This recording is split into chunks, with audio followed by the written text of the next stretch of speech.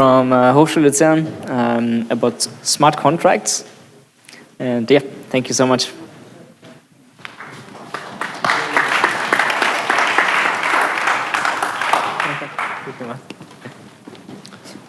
Ich habe gedacht, mein Talk sei viel zu kurz, aber war gut, dass du... So, just one back. Yeah, warm welcome from our side. So to keep you awake at this late time, we are three. So we have a little bit of variety. This research has been performed by a students' team project, and Raul and Philip are with me. What are we looking on? I'll give you a short motivation and a research question. Then I'll hand over to Philip, who will present the work on modularization of contracts, legal contracts, and our examples. And Rahul will give you then more details to the implementation. So smart contracts. Most of you are computer scientists, so smart contracts and programming is no problem for you. So you can analyze them, and perhaps, as we learned yesterday, there might be some problems or there might be some bugs, but you can handle this. But what about the ordinary people, the non-computer scientists? Can they read smart contracts, or do you just tell them, trust me, I'm a computer scientist? Like the lawyer says, trust me, I'm a lawyer. So the question was, we have normal contracts, and is there a way to transform them into Solidity, in our example, at the Ethereum blockchain, and to give the user a clue what he does with this smart contract? So, as I said, the research question was, can a legal contract, and we took a purchasement contract, can be modularized in a syntactically and semantically a correct way, so that, and that's the first part, so that we can form a Solidity smart contract. Then in the second part, we asked us, can these modules can be stick together by some kind of a tool? And perhaps you know Blockly. So we choose just this tool. You know it perhaps from the MIT Scratch project to learn programming for children or younger people. And then in the first or the third sub-question, we asked ourselves, we want to test this on real users, so non-computer scientists. So we also work closely with industry in this project. So at this point, I'll hand over to Philip. All right. So now, at first, I will present you something about the fundamentals on which we based our contract. So we took an example contract from the Solidity homepage. This is a safe purchase contract. And I will show you how this contract works. In the first step, the seller puts the contract on the blockchain. It deploys it on the blockchain. And he also pays a deposit, the amount of the buying price. He pays this into the contract. Afterwards, a buyer, he sees this offer and thinks, okay, I will buy this, and he pays twice the price into the contract. At this stage, the seller sees, yeah, all right, my offer has been agreed upon, so I will ship the good, in our case, a bike, to the buyer, or the buyer picks it up or whatever. Afterwards, the buyer, and this is a fundamental mechanism, agrees upon the contract that it is fulfilled. So he has received his goods. Afterwards, in a fourth step, the contract releases the deposit to the buyer, and the deposit plus the buying price to the seller. So this is the base mechanism which has been described by Szabo on 1994 for a smart contract without a trusted third party. All right. In the next step, we wanted to know how a purchase contract can be modularized. So in Switzerland, there are no formal requirements for a purchase contract. So we get through example contracts. We looked for the recurring patterns, for recurring elements in these contracts, and came across this list on the left side. This, combined with our use case of a purchase contract, of a simple purchase contract, gets to the list on the right side. So these are the elements which should be covered in our smart contract, which we would like to implement. So, and this work of modularization of a contract has been proposed in 2006 by Smith, which adapted some object-oriented programming to the modularization of contracts. All right, now Raul will show you something on our work.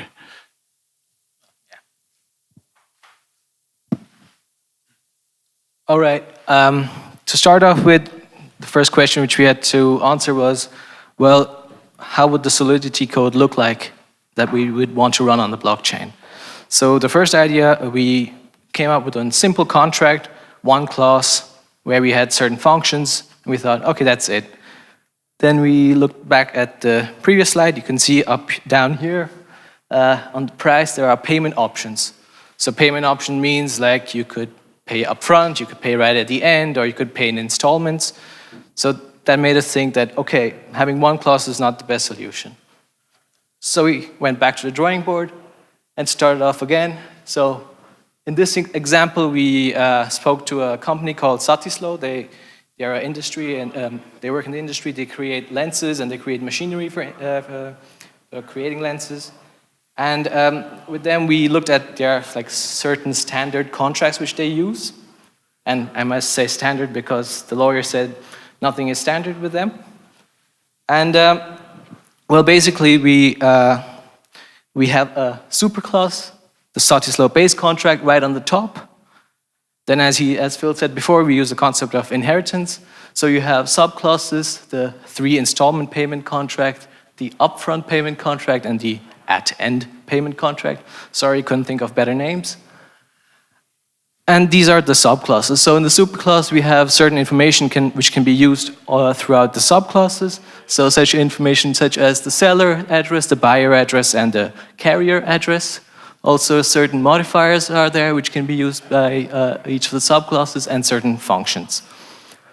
Once we had the subclasses, we then decided that, okay, we should be able to, if we're saying we are creating a user interface, or we're using a user interface which is modularized, we can also add additional functions to a contract. So for that reason, we came up with the composition, the options clause at the bottom, which you can see, so you can add certain functionality to it. Then, what was why did we choose 3 different clauses? Well, depending on what type of payment you make, so if you're paying upfront, if you're paying at the end, if you're paying in installments, the sequences are different. They are similar, but there are significant differences. So in this example, this is a payment contract where you pay right at the end, which you can see symbolized by the Ethereum symbol. So it first starts off with the seller making an offer, so that basically means he puts the blockchain onto the smart contract onto the blockchain. Then a buyer comes along, sees the product, says, great, that's it, that's what I want.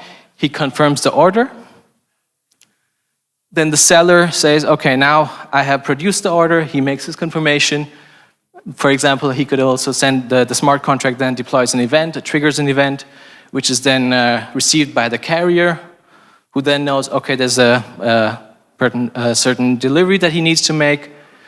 So he then perhaps collects the delivery and then calls the function confirm order and delivery. so that the buyer and the seller know that something's on its way. Then the buyer receives the order, confirms that he's received it, he tests it, he does whatever he needs to do, and confirms that it's complete and makes his payment. Now, as Phil had mentioned before, the protocol previously presented where you could pay, where the seller would also have to pay a certain amount into the contract and the buyer would have to pay double the amount. Well, we looked at it with some of our students and they thought it was a good idea, but they decided it was not really realistic. Like for a cycle that might work, but for machines that cost tens of thousands, hundreds of thousands, that's not really a good decision.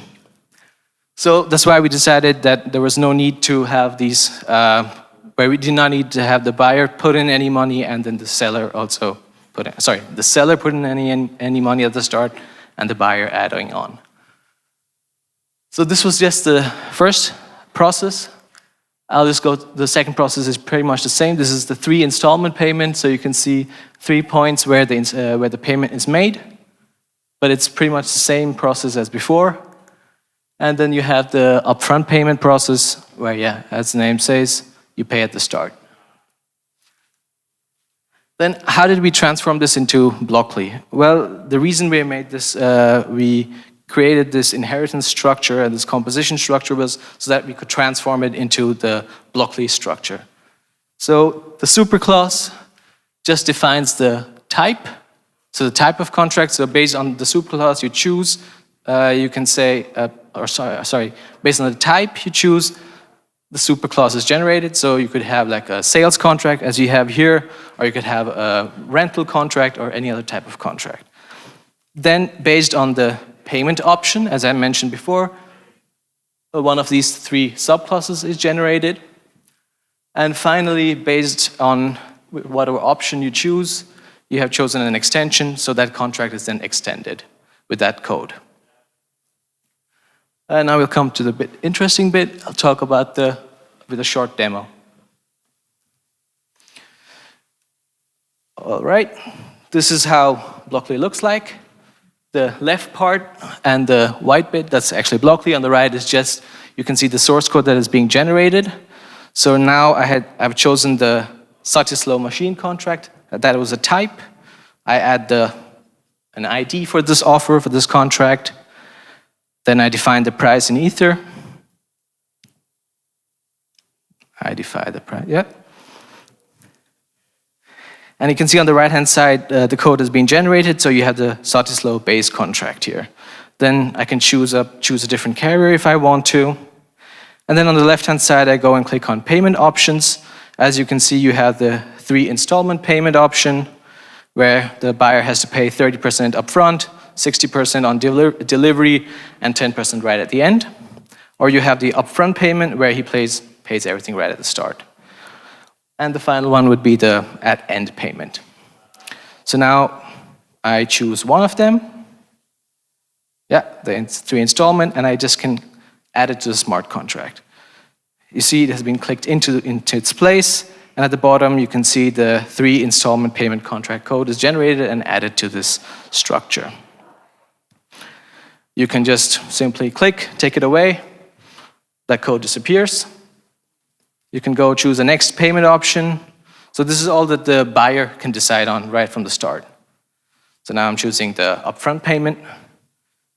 As you can see once again, that code is generated. And now in this example, I'm removing it again.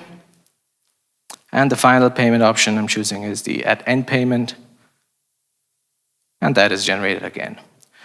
And perhaps you can see just underneath the name of the contract, you can see the machine ID, which has been added to the smart contract as a comment.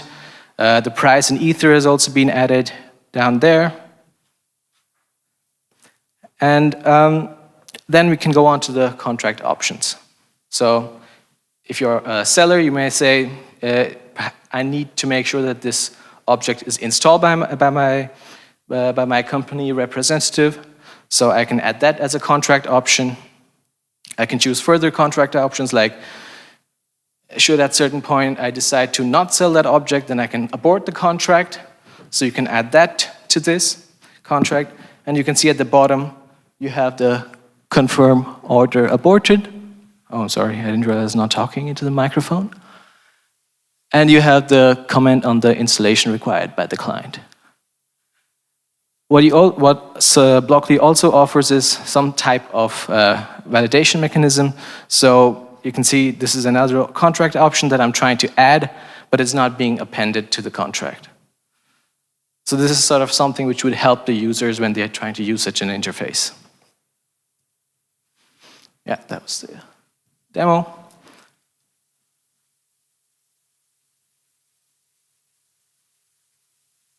Fertig.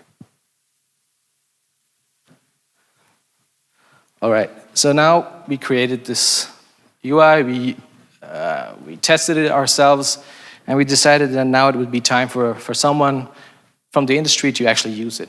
So we had 2 people look into it, and 2 people, we gave both of them a use case, and we told them, try to create a contract where you're selling object X for so much amount of Ether, and pay it up front, for example. And we chose a lawyer, a law graduate, and a Sodis law lawyer, so someone who would actually know the Sodis law contract, and someone who's a bit more, who knows a bit more about law equally. When we gave them this test, we wanted to see how they would handle it. So there were certain aspects that were important to us. We wanted to know, would they be able to find the required blocks? Would they understand the so-called API? How's it with handling the blocks? Does this validation mechanism, does it help them in any way, or do they end up still making any sort of mistakes? Were they able to fulfill the use case? What was their opinion about its correctness from a legal perspective? And how they basically thought about the solution. Would this be something that they could potentially use in the future? The feedback which we got was generally positive. They did say that it was a bit of a simple solution, a simple example, which we have to agree. They were able to use it. They found Blockly quite easy. They quite enjoyed the fact that there was no way that they could make mistakes. Both of them actually managed to fulfill our use case. Then we came to the talk about correctness from a legal perspective. That got a bit interesting. Basically, both of them said, as long as both parties show that you give their consent, the contract is legally binding. So from their opinion that, okay, this basic contract would work, they just felt that certain elements of a contract, such as warranty and guarantees and other such elements are missing. We had not had time to implement it, so those were the feedback that we received. And the general evaluation, they both said, with this example that we provided, it was a bit too simple for them to think about using, but they did see it, if he evolved it, if he did more work in this area, that they did feel that there was some sort of use case for it. I'll hand over to Tim again. Thank you. So coming back to our 3 research questions. The first, we managed to modularize the legal contract into single parts that you've seen in the class diagram, then can be took and placed as Solidity modules or contracts, and also the mapping between Blockly and Solidity worked very well. For the validation, we have to say yes. The guys, or the 2 people, they really managed handling the system, also building the contracts, surely better than programming it in Solidity. But I think the major questions that, or the major concerns that arise were more on other aspects, and that comes to future work. So I think the hardest feedback, or the feedback the people concerned the most, were the legal aspects, because smart contracts are are they legally binding? And this is a discussion which is going on. And also, how can I withdraw a contract? How if I want to sign it? And this stunning process you also mentioned. And from the last talk, we also learned how can we connect the real or physical world to the digital world. Is it via oracles, or how can we really be convinced that the bike is transferred and that it's the correct bike? And how can we bind this into the smart contract? From our side, yeah, we want to continue with this work. We want also make it more complex contracts in this. And another aspect which came in, it's not only that, you have to trust also the legal aspects, but also the acceptance, especially if I'm as company dealing over borders. How do another country accept these contracts? And also one other aspect is, as you've seen, we dealt with Ether, and there is a high volatility in this. And if you're selling a machine for $1 million, then it's great if then tomorrow this million is 2 millions, but it can also go the other way around. So thank you from our side. And we're open for questions.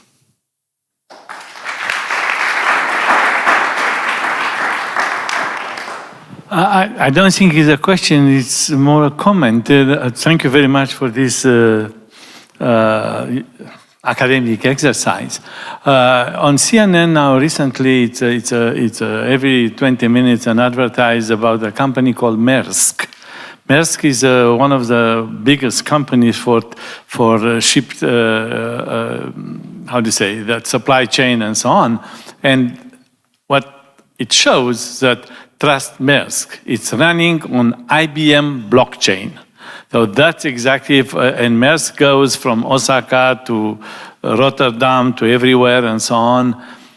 Are you aware of this degree of complexity? What this degree of complexity should have been solved by IBM with this IBM blockchain? Could be easier than Solidity, or if you are aware of that, it's just a question. So I don't know the system exactly, but if you tell us it's based on IBM, then I expect it's IBM Hyperledger. Hyperledger, there you have like a permissioned blockchain, so not everybody just can participate, but you have to know, as we learned before, you have to know the stakeholders. And yes, I'm sure that there are very advanced contracts and everything working on this. Our goal from a research perspective was more than having the normal people or based in Ethereum, what possibilities could be there. But yes, there's a lot of going on. Yeah, thank you.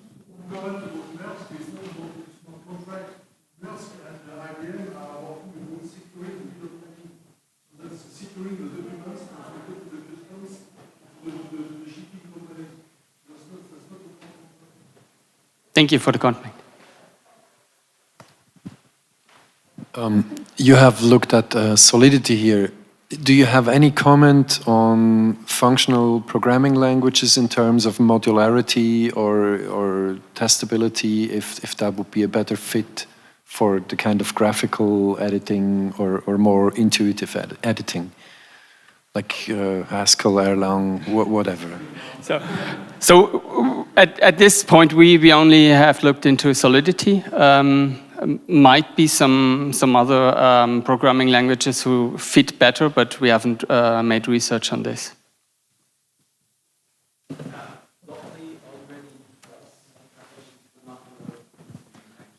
So Mike JavaScript.